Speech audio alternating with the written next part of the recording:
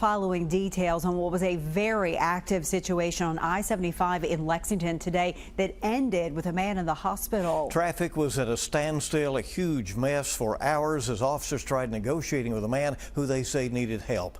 We do want to warn you that some parts of the story may be hard to hear. WKYT's Samantha Valentino joining us live with the latest details from police just coming in.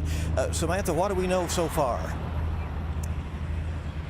Well, Bill and Amber, we actually just got some new information from Lexington police just moments ago. But first, we're here on Bryan Station Road. The overpass you see behind me overlooks I-75, where, as you mentioned, there were significant closures for several hours today. We now know that was all because of what Lexington police call an armed suicidal subject. We now know that this situation here ended with that man shooting himself. He was taken to the hospital with what police say are life-threatening injuries. We are told from police that no officers here fired their weapons.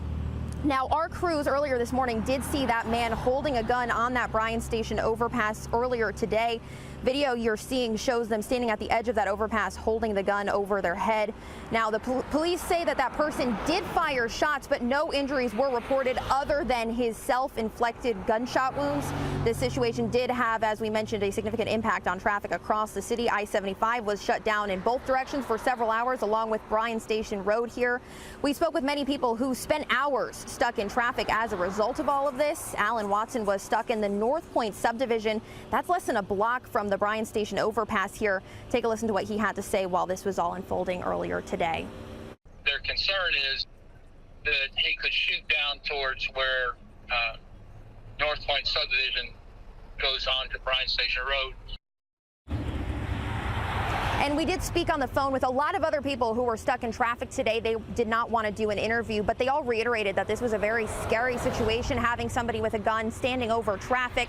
However, I want to reiterate, he did fire shots, but nobody was reported as injured other than himself. And again, Lexington police say they did not fire any shots. It was just his own self-inflicted gunshot wound. For now, I'll send it back to you all live in Lexington. Samantha Valentino, WKYT. All right.